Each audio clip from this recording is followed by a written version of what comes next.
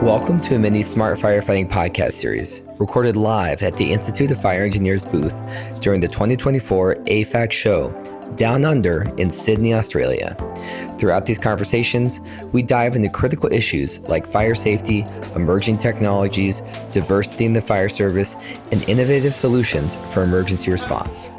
Enjoy these fascinating insights from leaders around the world on how we can build a safer and more resilient future.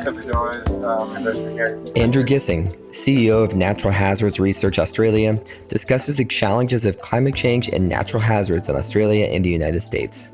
He emphasizes the importance of innovative disaster risk management, public-private partnerships, and addressing community relocation challenges. All right, we are rolling here at AFAC, sitting alongside Andrew Gissing with the Natural Hazards Research Australia. What's up, Andrew?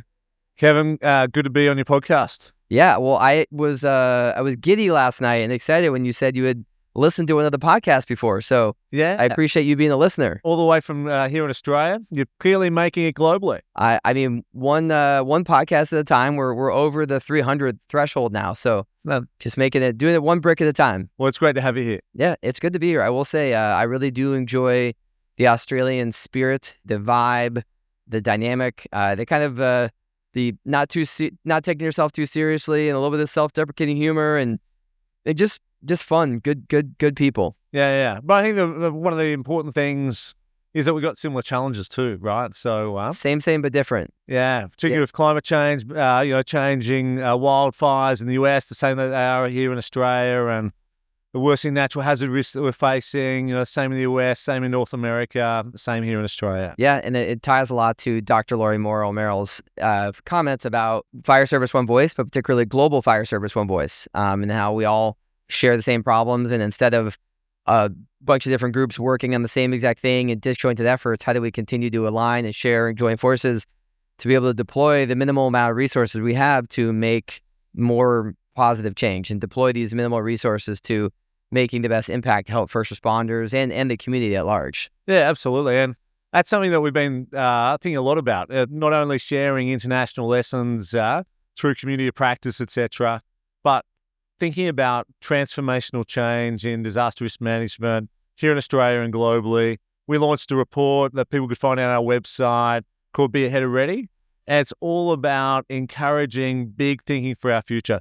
We know that so many different emergency management agencies across our country, they're excellent at what they do, but we tend to focus on the last disaster. You're responding to the inquiry recommendations of the last disaster and thinking about the next season, as opposed to thinking, well, what's our future society going to look like? How these megatrends impacting upon it? The impacts of climate change, future development, future growth as our societies build.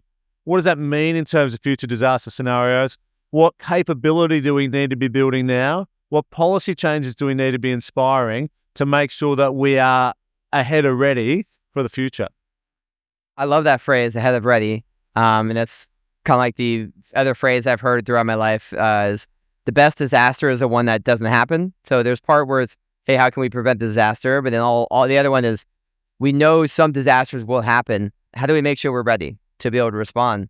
So tell me more about this report and ultimately how it accomplishes, even just like what is the report? I love the concept of it, but how is it going to help with even, accomplish that getting ahead of being ready? Yeah. Well, it's all about sparking a debate, right? Sparking a conversation, letting people know it's okay to start saying, okay, well, what are we going to be doing in 2 decades' time? Because it's important to start thinking about that now, as opposed to later when we've got all these issues, right? So what the report does, it outlines a bunch of ideas that we gathered through 300 stakeholders here in Australia. We also used some AI to ask some AI about exactly what some of the big ideas for the future were as well. Brought those together. There's 8 different ideas in the report. Some will relate more to data and AI, some more to policy, some more to about how we better measure things. So give you some examples. One of them is about personalized warnings. So using the future that we might all have digital twins in the future, our own personal digital twins, and how can we be using those such that the engagement that we have with individuals in our community can be super personalized, that our warnings are tailored, not just generic to say, here's a weather warning for a certain local government area, that it's actually tailored to the individual circumstances that that person's living, their home, etc. And that's on a warning side, but imagine that too from a wildfire engagement perspective, pre-season. When you've got sensing, your augmented reality, and be able to walk around somebody's home, for example, and say, have an app that says, okay, here are all the things that you're missing in terms of your wildfire planning for this season. And by the way, here's all the places to get it. And in fact, do you want me to call the tradesman now to come and fix all those sort of things up? That's sort of the future where we could go with warnings and engagement with some of the emerging technology, as well as better forecasting systems for hazards, or better autonomous tasking of assets and autonomous assets through robotics and other means as well. So just going back to your report for a second, what surprised you from your findings? And was there anything that the AI, uncovered that surprised you? Well, I think AI just enables some of the human thinking to become a bit more creative. I think one of the big things in the future, though, here in Australia, perhaps more internationally, is the speed of change, right? And that's not necessarily surprising, but I think that just keeps on ramping up so much each year. And I think governments around the world have got to be focused on partnerships with the business sector more and more, because the innovation that's happening in the business sector is enormous, such that at events like this, we see some of that, but that's only going to grow. And if we are going to be ahead of ready in the future, it's going to be a lot about working with business. You say working with business. What do you mean by that? So having bigger public-private partnerships, right? So it might be about identifying capabilities that the business sector is best able to perform rather than government. So take, for example, something like rapid impact assessment after disasters. Is that something that, with scarce emergency services into the future, that government's best able to provide? Or is it something that a commercial organisation could be developing capability, having advanced capabilities around remote sensing and data collection through terrestrial sensing to be better able to do that and have different purposes for that technology during downtime? You'd mentioned last night too, with just your organization, you have, I think you said somewhere like 20 some employees, is that right? And then an army of researchers or of different institutions you work with, is that correct? Yeah, so Natural Hazards Research Australia is all about building capability and policy change to create safer, more resilient and sustainable communities across Australia through research, science and innovation. So we administer funding to researchers across the country, and we've got over 300 researchers across the country doing projects which are tasked by end user organizations. Mm-hmm. Two things. One, now that this report is written, sort of like A, what next? And then B, kind of this other network of, your internal team and this sort of network of all these academia players, like what's sort of next in the next, near medium future? Yeah. We've got 67 projects that we're doing at the moment, but another really important area for policy discussion here in Australia is about where we build our future communities, but also what do we do with communities that are at significant risk already? And one of the big conversations is about relocating, buying those communities back.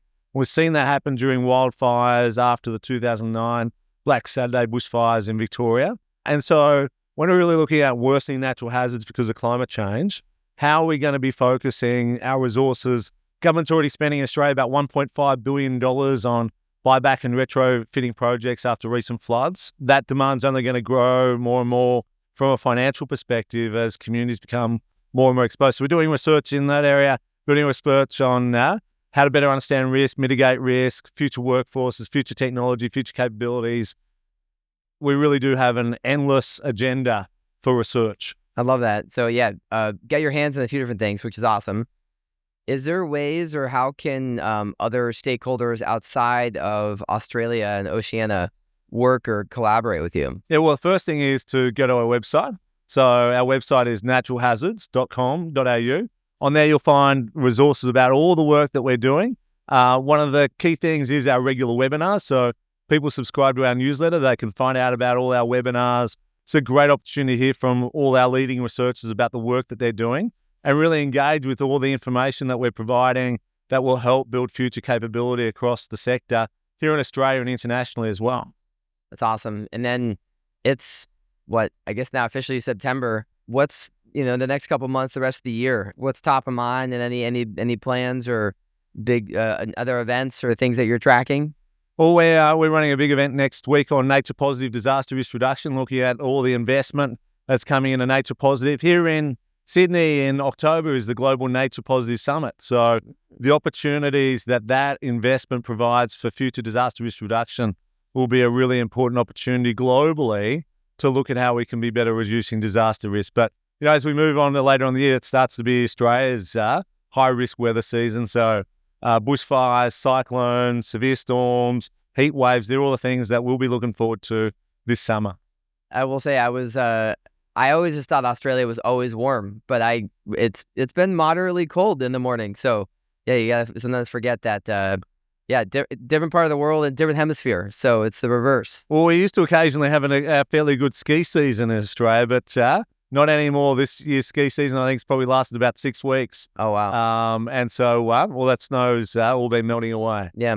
Well, and so to kind of bring it back to the banner we have above our head, the Institute of Fire Engineers. In your words, what is the Institute of Fire Engineers, and what's been some of your alignment and partnership with them over the years? I think it's just a great opportunity for collaboration, right? So at events like this, and the IFE running their conference alongside the AFAC conference and the ADAR conference as well, it's really about this collaboration between sectors, getting to know new people, because we know that a lot of disaster management's about relationships and trust. And it's at these sort of events when you get to meet with people, catch up over a bite to eat, that trust and that relationships are really being built. And what we know from a research and knowledge translation perspective is that trust is so important. So events like here where researchers and practitioners can get together, discuss different ideas, discuss new knowledge, that's where that translation really happens.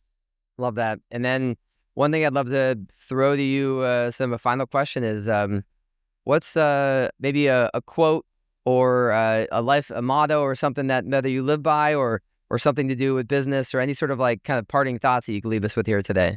I think patience and hard work is really, really important, but just get up each morning and do the best job you can. Accept that there's always going to be some failures along the way, and perhaps you're going to fail more often than you're going to succeed. But at the end of the day, be purpose-orientated, be mission-orientated, and a life fulfilling.